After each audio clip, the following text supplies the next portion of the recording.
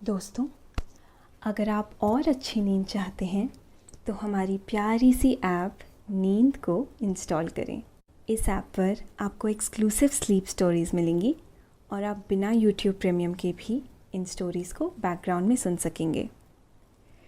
Install करने के लिए आप हमारी वेबसाइट neend.app पर ज़रूर आइए और अच्छी कहानियाँ, स्लीप म्यूज़िक, कुछ टिप्स सुनने के लिए इस चैनल को सब्सक्राइब कीजिए। नमस्कार, मैं हूं अपूर्वा। आज सुनिए लेखक रजत की लिखी स्लीप स्टोरी। हवा की तरह आजाद होना कौन नहीं चाहता, पर हर किसी के लिए ये मुमकिन नहीं होता। उन्हें ऐसी आजादी पाने के लिए संघर्ष करना पड़ता है। अपने ख्यालों को पानी की तरह निर्मल और निडर बनाना पड़ता है, तभी वो इसी मंजिल को हासिल कर पाते हैं। ये कहानी भी ऐसी ही आजादी की एक कहानी है। एक बंदर और उसके दोस्त विकी की कहानी। आपको इनकी कहानी जरूर सुनाएंगे, मगर पहले थोड़ी तैयारी तो कर ले। तो चलिए, आप अपने आसपास की सारी लाइट्स ऑफ करके आराम से लेट जाए। अपनी आंखें धीरे से बंद कर लीजिए। अब थोड़ा सा अपने शरीर को आराम दीजिए। थोड़ा और आराम। अपने शरीर को बिल्कुल ढीला छोड़ दीजिए। कोई टेंशन नहीं, कोई तनाव नहीं। अपने दिमाग में चल रहे सभी विचारों को, चिंताओं को त्याग दे। एक शांति सी महसूस करें। सब नेगेटिव, पॉजिटिव विचारों को धीरे धीरे निकाल दे। हाथों को सीधा करके अपनी कमर के साइड में रख लीजिए। अपनी सांस पर ध्यान लगाएं। इसको धीमे या तेज नहीं करना है, बस ध्यान देना है कि कैसे वो आपकी नाक, गले में होते हुए आपके अंदर प्रवेश कर रही है और कैसे वो आपके गले और नाक के माध्यम से वापस बाहर निकल रही है। मन शांत, एकदम शांत होता जा रहा है। आप बहुत अच्छा महसूस कर रहे हैं। खुद को काफी हल्का फील कर रहे हैं। सब तरफ शांति ही शांति है, सुकून है, खामोशी है। बंदर और मदारी ने अपना खेल दिखाया। मदारी अपनी कमाई गिनने में लग गया। बंदर अपनी मिट्टी की बोतल से पानी पीने लगा।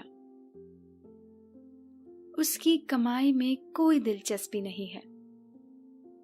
उसने मदारी की तरफ देखा। उसके चेहरे के हाव भाव बता रहे हैं रोज की तरह आज भी वो कमाई से खुश नहीं है। बंदर जानता है ये उसके मदारी का रोज का काम है। चाहे लोग कितने भी खुश हो जाए, वो हमेशा निराश ही रहता है। मदारी ने बंदर के गले में बंधी रस्सी पकड़ी और उसे वहां से घर की तरफ ले जाने लगा। मदारी का नाम मदन है और उसने अपनी पूरी जिंदगी में इस काम के सिवा कुछ और काम नहीं किया। जब वो छोटा था, उसके काका ये काम किया करते थे। उन्हीं के साथ रहकर उसने ये काम सीखा। काका के बाद वो दूसरे काम की तलाश करता रहा। फिर एक दिन उसे एक बंदर दिखाई दिया और उसने उसके साथ मिलकर ये काम शुरू कर दिया। उस बंदर के बाद उसे ये बंदर दिखा जो मदन को उस वाले बंदर से अच्छा लगा, तो उसने इसे रख लिया और बंदर का नाम उसने झुमरू रखा। झुमरू जब मदन से मिला था, वो बहुत छोटा था। उसे नहीं पता था आगे क्या करना चाहिए। जो मदन ने सिखाया, उसने वो सीख लिया। झुमरू ने काम सीखने में ज्यादा दिन नहीं लगाए और दोनों काम करने लगे। पर मदन मदारी का व्यवहार झुमरू बंदर के साथ ठीक नहीं रहता। वो उस पर इस तरह से अधिकार जमाता जैसे वो बस उसके काम का एक हिस्सा है। वो झुमरू को बस अपनी कमाई का साधन समझता और जब भी बाहर जाता, उसके गले में रस्सी बांध कर जाता। उसे कभी अकेला नहीं छोड़ता। खेल दिखाते समय भी वो रस्सी अपनी कमर में बांध लेता और खेल शुरू करता। झुमरू ने भी कभी भागने की नहीं सोची, क्योंकि उसे पता ही नहीं था अगर यहां से जाऊंगा तो करने के लिए बहुत कुछ है। उसने जब से देखा, समझा, मदन को ही देखा था। जब मदन की अच्छी कमाई होती, तो वो झुमरू को अपने साथ अपने घर के अंदर सोने देता और रात में उसकी रस्सी भी खोल देता। पर जब कमाई अच्छी नहीं होती, तो झुमरू को घर के बाहर सोना पड़ता और रस्सी घर के बाहर लगे एक थंबे से बंधी जाती। झुमरू को भी अंदर सोना अच्छा लगता था। दोनों घर पहुंचे, पर झुमरू को पता था उसे घर के बाहर ही सोना है आज, क्योंकि कमाई गिनते हुए मदन के हाव भाव उसने देख लिए थे। मदन ने झुमरू को थंबे से बांधा और घर के अंदर चला गया। झुमरू रात के साये में बैठा आसमान को देखकर कुछ सोचता रहा। वो क्या सोचता, कई बार उसे भी समझ नहीं आता। मदन गांव के बाहर एक छोटी सी झोपड़ी में रहता है। आसपास हरियाली तो है, पर वहां घूमने फिरने बंदरों का झुंड कम ही आता। जब वो आते, या तो मदन और झुमरू घर पर नहीं होते, और होते भी तो मदन जल्दी से झुमरू को घर के अंदर ले लेता। वैसे भी रात में बंदर सफर नहीं करते, तो झुमरू ने कभी उन्हें ठीक से देखा नहीं। झुमरू आसमान को देखता देखता सो गया। वही गांव में एक नया बच्चा आया है, अपनी नानी के यहाँ। विक्की को गांव में 4 दिन ही हुए हैं और उसने पूरा गांव घूम लिया, सबसे मिल लिया, बस मदन और झुमरू से नहीं मिला। उसे पता ही नहीं चला कि इस घर पर कोई रहता भी है, और उसने ये जानने की कोशिश भी नहीं की। रात हुए कुछ ही समय बीता था। विक्की अपने नानी के साथ खेत से घर की ओर जा रहा है। रास्ते में गांव के कोने में मदन और झुमरू का घर भी आता है। वो गांव के कोने में पहुंचे। विक्की ने अपनी नानी से यहां वहां की बातें की और तरह तरह के सवाल पूछ रहा था। तभी एक बंदरों का झुंड पेड़ों पर गुत्ते फांकते हुए वहां से गुजरने लगा। नानी और विक्की ये देखने के लिए रुक गए। वो झुमरू के घर के करीब ही थे। नानी ने आश्चर्य से कहा, कमाल है, ये बंदर रात में कहां जा रहे हैं? बंदरों के शोर से झुमरू की नींद खुल गई। उसने उन सभी को आश्चर्य से देखा। झुमरू भी आवाज करने लगा। विक्की ने ये देखा और वो दादी का हाथ छुड़ाकर झुमरू की तरफ बढ़ा। तभी अंदर से जल्दी से मदन आया और झुमरू को साथ घर के अंदर ले गया। बंदरों का झुंड गुजर गया और विक्की और नानी भी आगे चल दिए।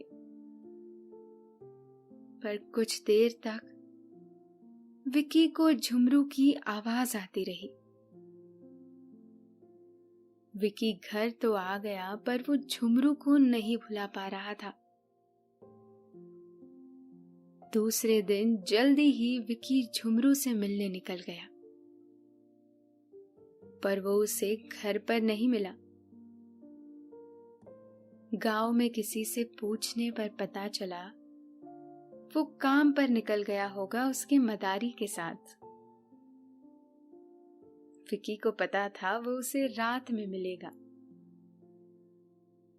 रात हुई और विक्की झुमरू के पास आ गया। वो घर के बाहर ही बैठा इधर उधर देख रहा था। विक्की उसके पास गया और उससे बातें करने लगा। विक्की ने झुमरू के गले की रस्सी खोली और उसको साथ लेकर टहलने निकल गया। विक्की ने झुमरू को अपनी गोद में उठा लिया। वो कुछ देर में अच्छी तरह घुल मिल गए। विक्की ने उसे घर छोड़ा और अपने घर आ गया, पर जाने से पहले उसने झुमरू के गले में रस्सी नहीं बांधी। विक्की को लगा वो जहां चाहे वहां जा सकता है, पर ऐसा नहीं हुआ। सुबह मदन घर से बाहर आया तो झुमरू की रस्सी खुली देखकर चौंक गया।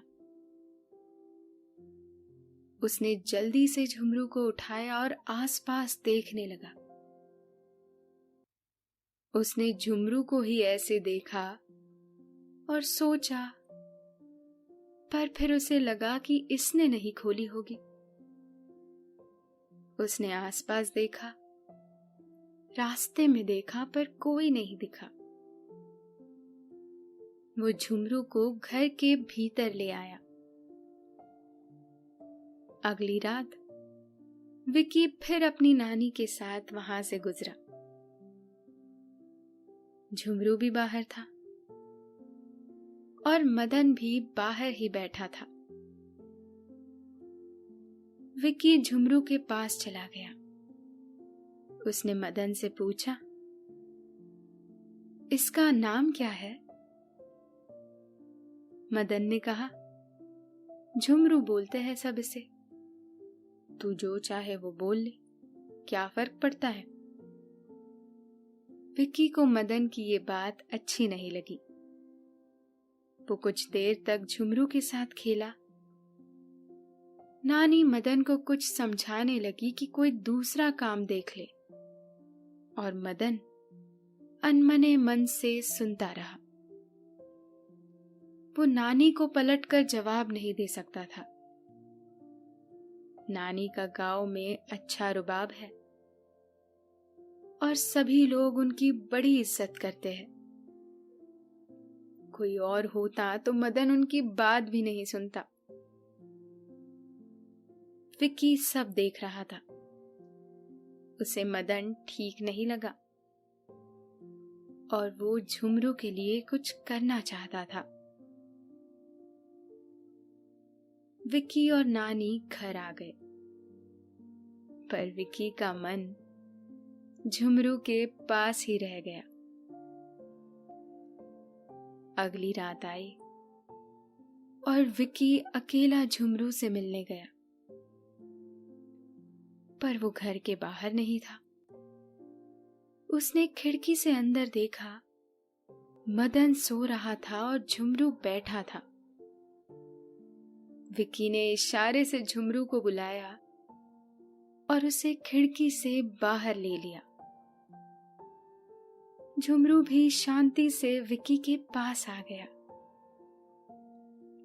विक्की मन ही मन ये जान चुका था, झुमरू ऐसे नहीं जाएगा।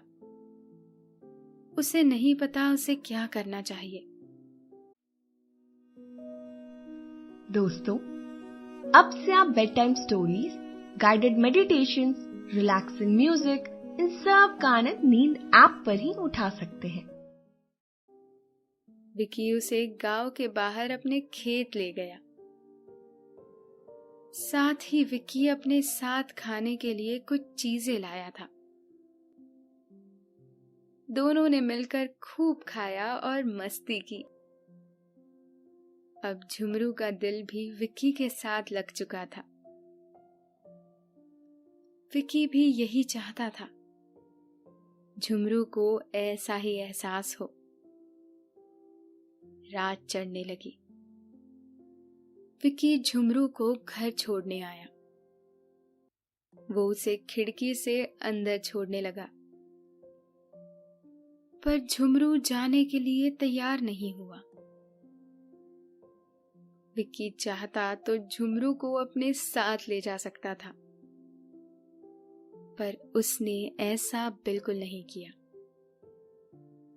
उसने झुमरू के लिए और कुछ सोचा था। उसने झुमरू को आवाज ना करने को कहा और उसे छोड़कर घर आ गया। ऐसा करते हुए विक्की को बहुत बुरा लगा, और उतना ही बुरा झुमरू को भी लगा। दोनों एक दूसरे के अच्छे दोस्त बन चुके हैं, और झुमरू से पहली बार कोई इस तरह से पेश आ रहा था। पर विक्की जानता है कि उसे क्या करना है। अगर विक्की आज झुमरू को ले आता तो वो उसे छोड़कर भी कहीं नहीं जाता, उसी के पास रह जाता। और विक्की झुमरू के लिए ऐसा नहीं चाहता था। वो चाहता था झुमरू जहां जाना चाहे जा सके। अगली रात हुई तो देखा कि झुमरू आज बाहर ही था। विक्की को आता देख झुमरू उछल कूद करने लगा। उसने झुमरू की रस्सी खोली और उसे अपनी गोद में लेकर आज वो जंगल की तरफ गया। दोनों जंगल पहुंचे। झुमरू के लिए ये एक नया अनुभव था। उसने झुमरू को पेड़ पर चढ़ाया। और खुद भी पेड़ की पहली डाली पर चढ़कर बैठ गया। पहले तो दोनों ने पेड़ पर बैठकर जाम खाए। विकी झुमरू को बताता कि उसे कौन सा जाम चाहिए और वो उसके लिए तोड़ कर लाता। हर बार विकी थोड़ी ऊपर का जाम दिखाता और हर बार रुकते हुए, डगमगाते हुए झुमरू वो जाम तोड़ लाता और फिर दोनों साथ में आधा आधा जाम खाते। विकी ने कुछ सोचा और उसने पेड़ पर और ऊपर चढ़ने की कोशिश की और आखिरकार वो पेड़ की सबसे ऊपर की शाखाओं में से एक शाखा पर जा बैठा। उसके साथ ही झुमरू भी आ गया। यहां से उन्हें करीब करीब पूरा जंगल दिखाई दे रहा है। खुला आसमान, चांद तारे इतने पास दोनों ने कभी नहीं देखे थे। दोनों काफी देर तक वहीं बैठे रहे, बिना कुछ बोले, बस मुस्कुराकर एक दूसरे को देखते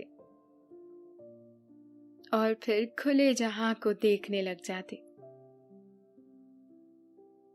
विकी ने कहा, ये तुम्हारा नया घर हो सकता है झुमरू। झुमरू ने विकी की तरफ देखा और फिर जंगल की ओर। विकी नहीं जानता था कि झुमरू उसकी बात समझ भी पाएगा या नहीं।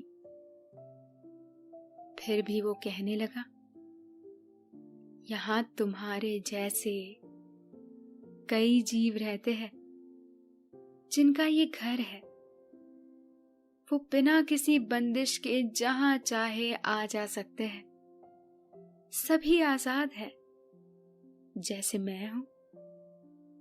मैं जब चाहे तुमसे मिलने आ सकता हूं, जो चाहे वो कर सकता हूं, पर तुम नहीं कर सकते। अभी से पहले तो नहीं। या अगर तुम वापस वहीं चले गए जहां से आए हो, तो फिर वही घर होगा और वही रस्सी होगी जो तुम्हारी मर्जी के बिना तुम्हारे साथ रहेगी।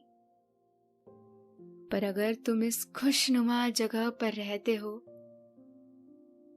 तो तुम भी इस आजाद जंगल की तरह हो सकते हो। विकी बोलता हुआ रुक गया और झुमरू उसके कंधे पर चढ़कर जंगल को सक्रियता से देखने लगा, जैसे विकी की बात की पुष्टि कर रहा हो। विकी को ये देखकर अच्छा लगा। उसे एहसास हुआ कि शायद झुमरू उसकी बात को समझ रहा है। झुमरू फिर से विक्की के पास आकर बैठ गया। विक्की ने कहा, तो तुमने क्या देखा? क्या तुम मेरी बात से सहमत हो? झुमरू ने अपनी आवाज कर कहा, ची ची।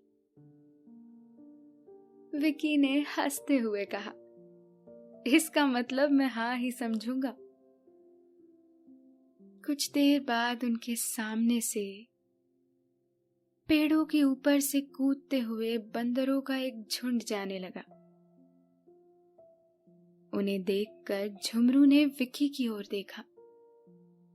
विक्की ने कहा, हाँ, ये सब भी तुम्हारी ही तरह है। विक्की की बात सुनकर झुमरू आवाज करने लगा। झुंड में से कुछ बंदर जाते हुए रुक गए। उन्होंने भी उधर से दूसरे पेड़ पर बैठे बैठे आवाज की। फिर झुमरू ने फिर से आवाज कर कुछ कहा, फिर उन्होंने। ये सिलसिला कुछ देर तक चलता रहा। विकी को लगा इन सभी के बीच जरूर कोई जरूरी बात चल रही है। फिर कुछ देर बाद आवाज बंद हो गई। झुमरू ने विकी की ओर देखकर कुछ कहने की कोशिश की। विकी ने अंदाजा लगाते हुए कहा, हाँ, अगर तुम चाहो तो इनके साथ भी जा सकते हो। झुमरू ने फिर से आवाज कर सामने वाले बंदरों से कुछ कहा। विकी ने झुमरू से कहा, पर पहले हमें नीचे उतरना होगा। वो पेड़ थोड़ा दूर है, तुम यहां से वहां नहीं पहुंच पाओगे। झुमरू ने आवाज कर बंदरों से कुछ कहा।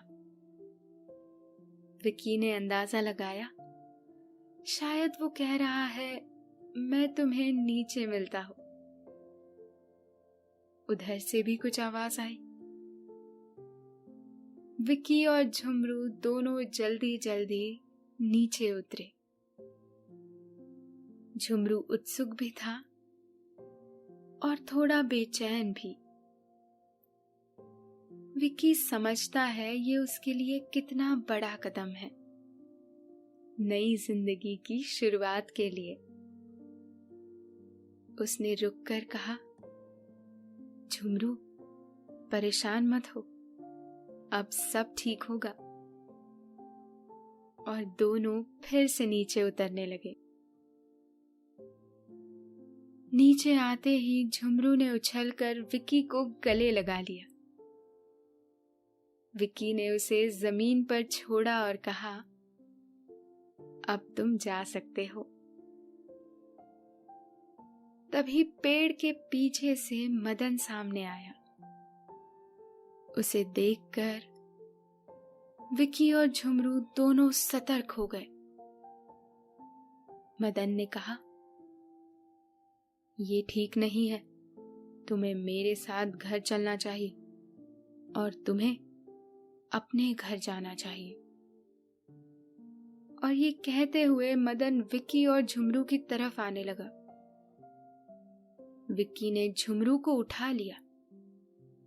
अचानक कुछ बड़े बड़े बंदर पेड़ पर से कूदकर विकी के पास आकर खड़े हो गए और मदन को आवाज कर दूर रहने के लिए कहने लगे। उनकी हुंकार सुनकर मदन कुछ कदम पीछे हट गया। विकी ने झुमरू को फिर से नीचे उतार दिया। झुमरू और बाकी बंदरों ने इशारे से और आवाज कर विकी को अलविदा कहा और वो पेड़ पर चढ़कर जाने लगे। विकी और मदन उन्हें जाता हुआ देखने लगे। विकी की आंखें आजाद झुमरू को जाता देखकर आजादी के मायने समझ रही थी। मदन कुछ कहने के लिए पीछे मुड़ा तो पाया विकी भी वहां नहीं था, वो भी जा चुका था।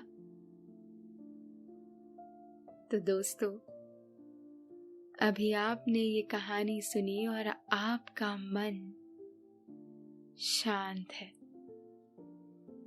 रात के बादल से नींद टपक टपक कर आपकी पलकों पर गिर रही है। आपकी आंखों में नींद है और आप सुकून से सो रहे हैं। शुभ रात्रि। दोस्तों, अब से आप आपकी मनचाही दादी और नानी की कहानियों से प्यारी नींद की कहानियां सिर्फ और सिर्फ नींद ऐप पर ही सुन पाएंगे। तो इसी तरह हमारे साथ कहानियों के जरिए जुड़े रहने के लिए आपकी अपनी नींद ऐप इंस्टॉल करें।